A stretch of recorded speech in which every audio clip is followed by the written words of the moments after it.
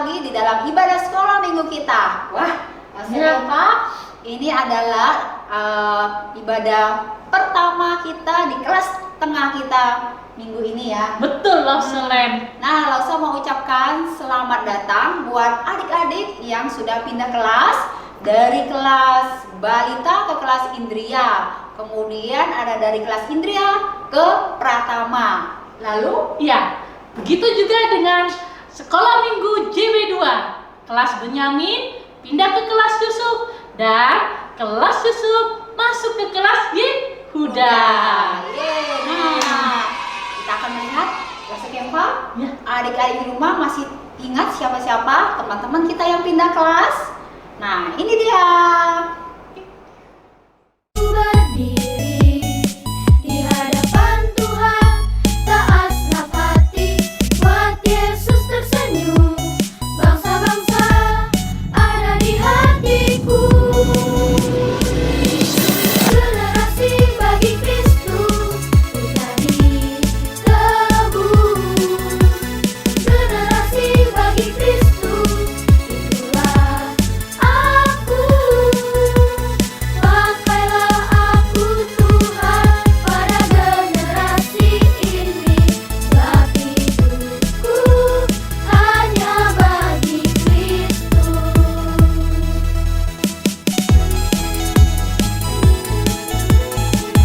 Nah, adik-adik semua, ini adalah minggu kedua di tahun 2021. Kita telah melewati tahun 2020. Di tahun yang lalu kita menghadapi tantangan besar ya Losa Kempa. Iya, betul sekali. Kita menghadapi corona di mana-mana. Kita tidak bisa kemana-mana. Tapi kita telah melihat penyertaan pertolongan Tuhan dalam hidup kita. Nah, mungkin di tahun 2021 ini kita pun akan menghadapi corona lagi, menghadapi tantangan yang besar. Tapi ingat, kita telah melewati itu semua karena anugerah dan kebaikan Tuhan dalam hidup kita. Seperti pemazmur katakan loh, Selen, di dalam nomor 103 ayat yang kedua mengatakan, pujilah Tuhan, hai jiwaku, jangan lupa kebaikannya. Yuk adik semua, dengan penuh sukacita dan semangat kita memuji Tuhan, kita mau mengatakan, lihatlah Tuhan itu baik.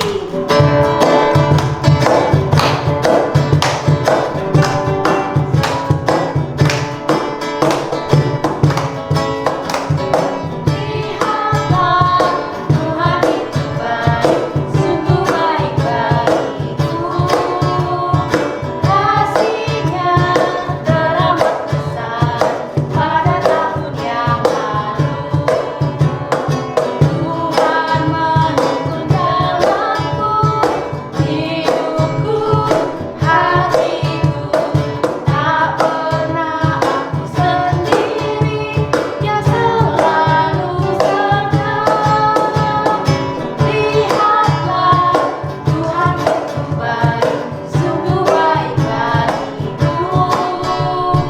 Kasih-Nya teramat besar pada tahun yang lalu. Tuhan menuntun jalanku, hidupku, hatiku. Tak pernah aku sendiri, Dia selalu serta. Lihatlah Tuhan itu baik, sungguh baik bagiku. Kasih-Nya teramat besar pada tahun yang lalu. Adik-adik, mari kita satu dalam doa. Tuhan Yesus, kami mengucap syukur untuk pemeliharaan Tuhan bagi kami. Tuhan yang memimpin kami di tahun 2020, Tuhan yang sama juga yang memimpin kami di tahun 2021. Terima kasih Tuhan untuk karena kasih dan kebaikan Tuhan dalam hidup kami. Pada saat ini kami datang kepadamu Tuhan, kami mau memulai ibadah kami. Kiranya sungguh Tuhan memimpin ibadah kami dari awal sampai akhirnya. Pakai setiap kami, pakai hati kami ya Tuhan, dengan sungguh-sungguh menyembah Engkau ya Tuhan. Pakai telinga kami untuk mendengarkan akan firman-Mu. Pakai mulut kami untuk memuji nama Tuhan. Terima kasih Tuhan. Di dalam nama Tuhan Yesus kami berdoa dan mengucap syukur. Amin. Adik-adik, ketika kita masuk tahun 2021, kita tidak tahu apa yang akan terjadi. Mungkin kita sudah bebas dari virus corona. Betul nggak, Lauselen? Betul, kita tidak tahu. Siapa tahu kan? Iya, betul. Kita kembali ke sekolah, kita kembali beribadah di gereja. Bahkan kita bisa jalan-jalan, Lauselen nih. Bisa keluar kota. Senang sekali ya, Lauselen. Tapi kita tidak tahu Lause apa yang akan terjadi. Nah, yang kita tahu apa adik-adik? Yang kita tahu adalah bahwa kita punya Allah yang luar biasa dan hebat. Dan Tuhan Yesus selalu bersama dengan kita. Bersama dengan Tuhan, kita tidak akan takut dan tidak akan gentar menghadapi berbagai macam tantangan-tantangan dalam hidup kita. Nah, ayo adik-adik semua dengan penuh semangat kembali kita mau naikkan pujian. Kiri kananku ada Tuhan.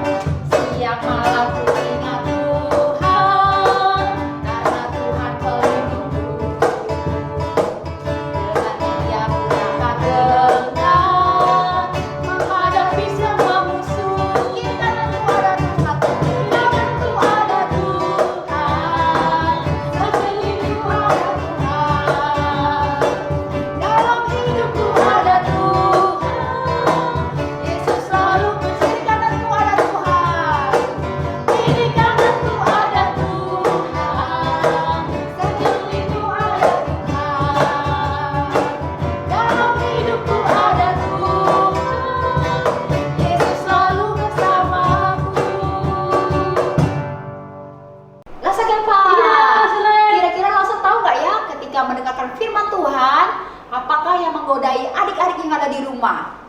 Banyak sekali loh selain yang menggoda. Apalah Sekepa? Mungkin main sama koko cicenya, titinya. Mungkin juga sambil makan-makan. Sambil minum mungkin ya? Iya, sambil tiduran. Gini. Wow, itu semua yang menggodai mereka. Nah, adik-adik yang ada di rumah itu benar sekali. Ketika iblis datang menggodai kita, apa yang harus kita lakukan? Mas Kempa? Yang harus kita lakukan, kita tolak dalam nama Tuhan Yesus. Dan kita berdoa supaya kita boleh mendengarkan firman Tuhan dengan baik, kita boleh duduk manis sehingga kita boleh bertumbuh di dalam Tuhan, mendengarkan firman Tuhan. Yuk adik-adik, sebelum kita mau mendengarkan cerita pada siang hari ini, kita mau naikkan pujian Saat Iblis Menggodaku.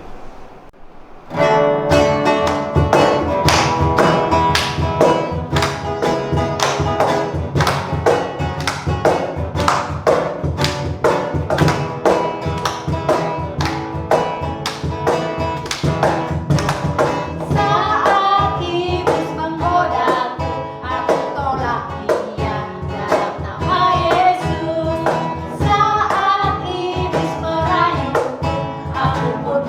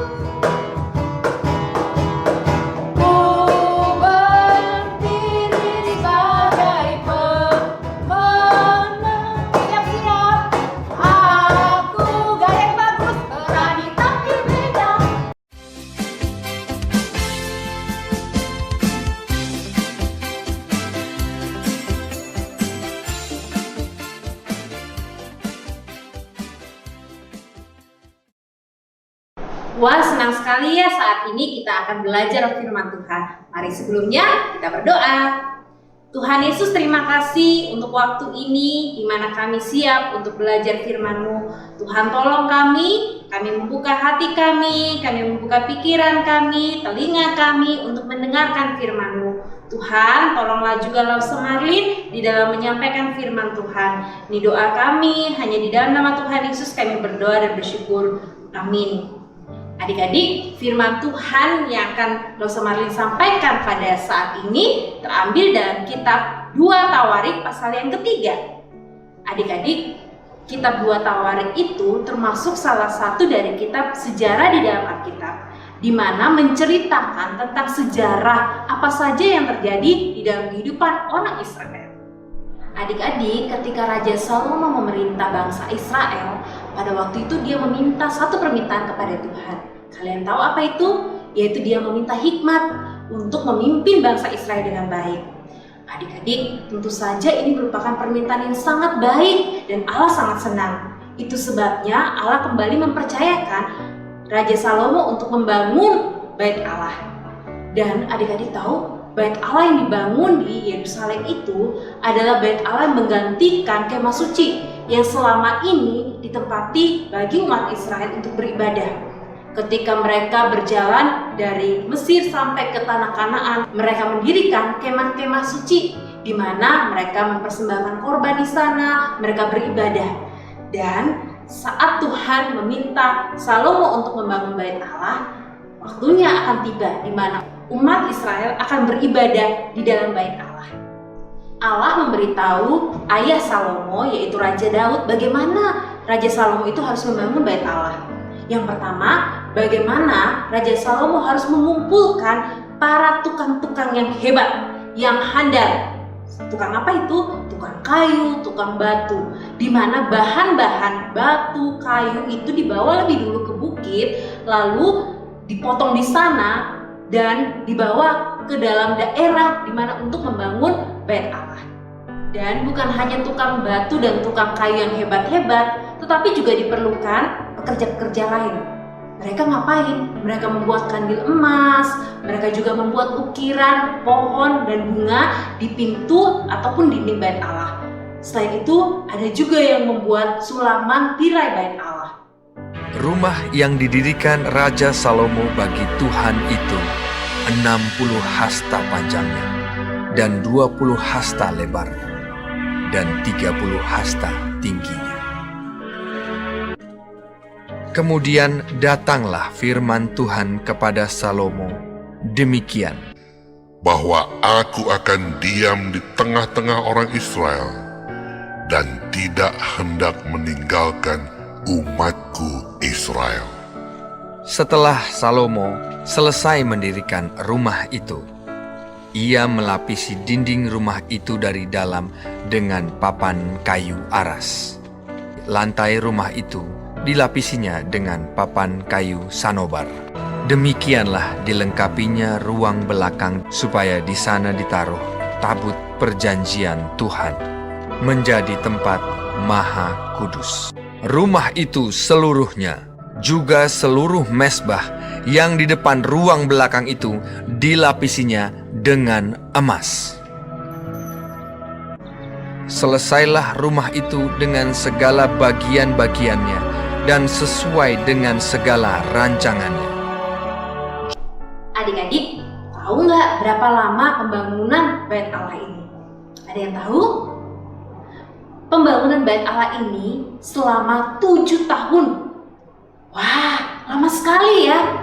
Dan tentunya ketika pembangunan Bait Allah ini sudah selesai, semua orang bersukacita. Karena ini yang mereka nantikan, pembangunan Bait Allah selesai. Pada waktu itu, para imam membawa dengan sangat hati-hati tabut perjanjian Tuhan ke ruang Maha Kudus. Semua umat Israel menyaksikan prosesi yang begitu meriah. Para pemusik memakai kain lenan halus, memainkan ceracap, gambus, dan kecapi. Para pemusik dan penyanyi pun bernyanyi dengan penuh sukacita memuji Tuhan. Mereka bernyanyi mengatakan, sebab Ia baik, bahwasanya untuk selama-lamanya kasih setianya. Setelah tabut perjanjian Tuhan itu diletakkan di dalam Bait Allah, Adik-adik tahu apa yang terjadi? Ada awan yang terang sekali menyelimuti bait Allah. Awan kemuliaan. Dan ini menggambarkan Allah hadir di dalam bait Allah. Pada waktu itu para imam yang meletakkan tabut perjanjian Tuhan itu pun kaget. Mereka pun tercengang melihat peristiwa yang terjadi. Kemudian Salomo pun maju di hadapan umat Israel dan mengangkat tangan dan berdoa kepada Allah. Ketika ia selesai berdoa, orang-orang dapat melihat awan kemuliaan Tuhan di atas bait Allah. Para imam tidak dapat memasuki bait Allah karena hadirat Tuhan yang ajaib memenuhinya. Ketika orang-orang Israel melihat kemuliaan Tuhan itu, mereka mengambil sikap menyembah dan bersyukur kepada Tuhan. Mereka menyembah Allah karena Allah telah menunjukkan kemuliaannya pada mereka dan telah menunjukkan betapa baik dan ajaibnya Dia. Adik-adik, saat ini Allah menunjukkan kemuliaannya di dalam diri Yesus Kristus. Ketika Yesus mati di kayu salib, Dia dikuburkan dan Dia bangkit. Bahkan saat ini Dia bertahta di surga. Dia adalah Raja, Dia adalah Tuhan. Dan ketika kita mengingat kebaikan Tuhan, mengingat kasih Tuhan, harusnya sikap kita seperti orang Israel yang bersyukur dan setia di dalam beribadah kepada Tuhan. Adik-adik, saat ini kita tidak dapat beribadah di gereja karena keadaan yang ada. Tetapi kita harus tetap mengingat, walaupun kita beribadah di rumah, kita sedang menyembah Allah yang Maha Mulia. Allah hadir dalam rumah kita ketika kita beribadah. Itu sebabnya ketika kita beribadah dengan sikap yang hormat kepada Tuhan.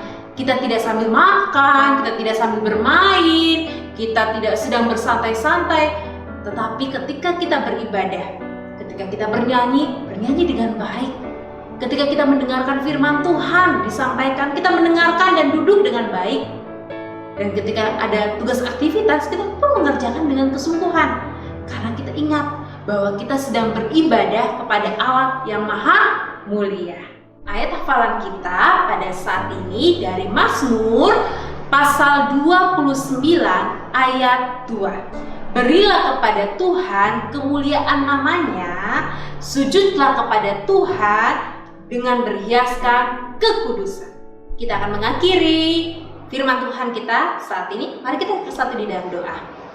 Tuhan Yesus, terima kasih kami telah belajar tentang orang Israel yang menyembah Engkau Allah yang mulia.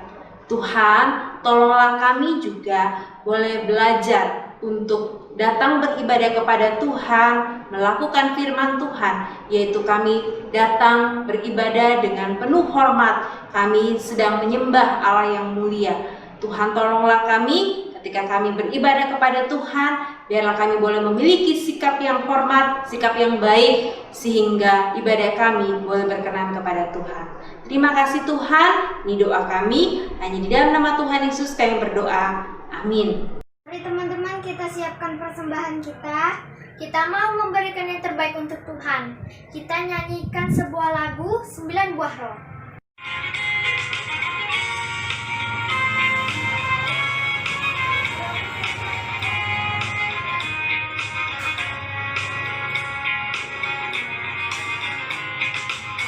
Sukacita, damai sejahtera, kesabaran, kemurahan, kebaikan, kesetiaan, kelembutan kita, penguasaan diri.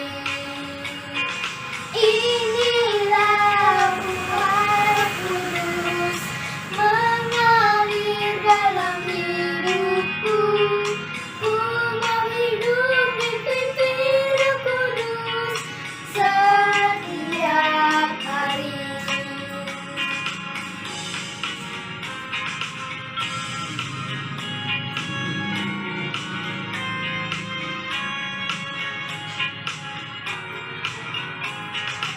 Sukacita, damai sejahtera, kesabaran, kemurahan, kebaikan, kesetiaan, kelembutan kita, penguasaan diri.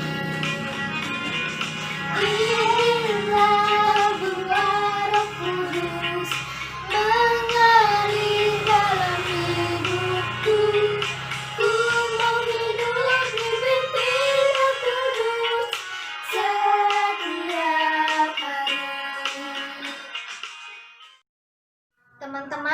kita satu dalam doa. Tuhan Yesus, kami sudah memberikan persembahan, kiranya Engkau memberkati persembahan ini, berkati juga pekerjaan orang tua kami Tuhan. Inilah doa kami, hanya di dalam nama Tuhan Yesus kami berdoa dan mengucap syukur. Haleluya, amin. Adik-adik, kita akan mengakhiri ibadah kita pada siang hari ini. Kita mengembalikan segala pujian, hormat, dan syukur kita kepada Yesus, Raja yang mulia.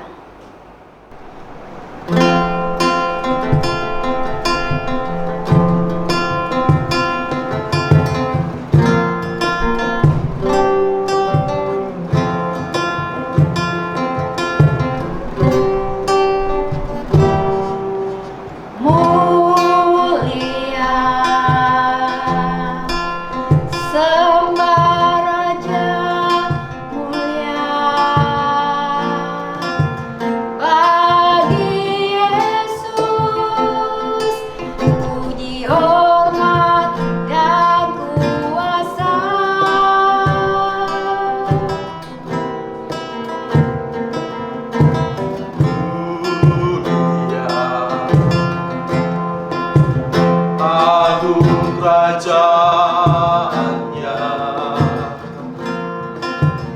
dari surga datang untuk senang Mari bersama-sama kembali kita menaikkan pujian ini, kita katakan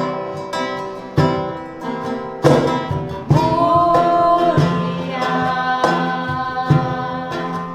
sembah Raja mulia bagi Yesus, puji hormat dan kuasa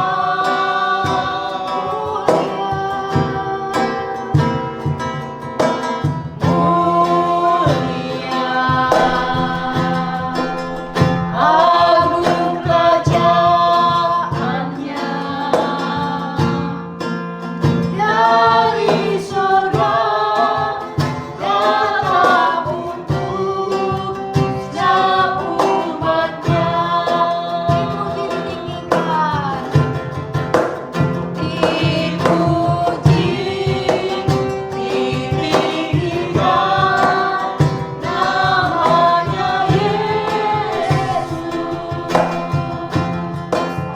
Hormatkan, muliakanlah Yesus Raja.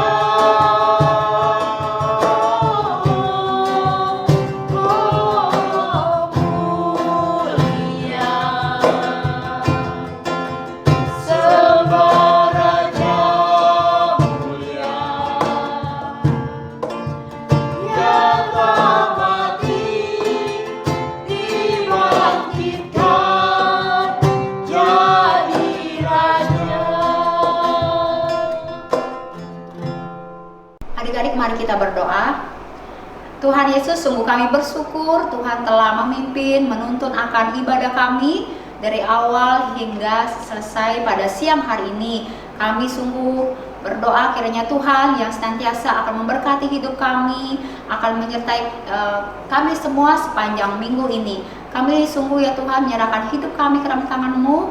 Biarlah Tuhan kami senantiasa menyenangkan hati Tuhan di dalam kehidupan kami. Terima kasih ya Tuhan, di dalam nama Tuhan Yesus kami berdoa. Amin. Adik-adik semua tetap semangat, tetap setia beribadah di minggu-minggu berikutnya ya. Dan selamat hari Minggu. Tuhan Yesus memberkati. Sampai jumpa.